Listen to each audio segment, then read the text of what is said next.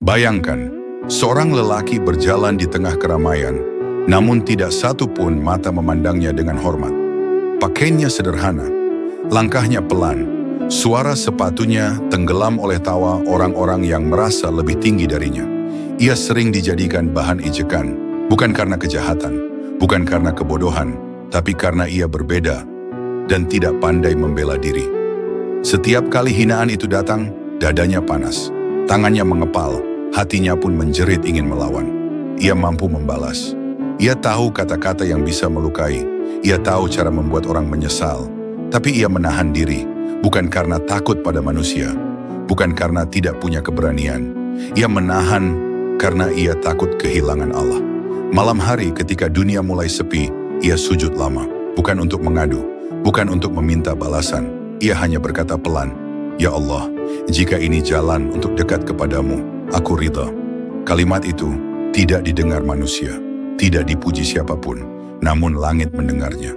Para malaikat mencatat kesabarannya, bukan sebagai kelemahan, melainkan sebagai kekuatan yang disembunyikan. Hari demi hari berlalu, hinaan tidak berhenti. Ia tetap direndahkan, tetap dianggap remeh. Namun di sisi Allah nilainya justru semakin tinggi. Hingga suatu hari, ketika ajal menjemputnya dalam sunyi, langit berubah. Para malaikat turun bukan dengan wajah keras, melainkan dengan kelembutan. Ruhnya keluar tanpa perlawanan, tanpa ketakutan. Dan saat itu, di alam yang tidak pernah dilihat manusia, namanya disebut. Allah berfirman kepada para malaikat, "Hambaku ini menahan dirinya demiku saat ia mampu membalas." Malaikat pun berkata, "Ya Rabb, di dunia ia direndahkan." Allah menjawab, "Dan hari ini aku memuliakannya." Ia dibawa menghadap Arsy bukan sebagai orang terkenal, bukan sebagai orang berpengaruh, melainkan sebagai hamba yang memilih sabar saat egonya ingin menang.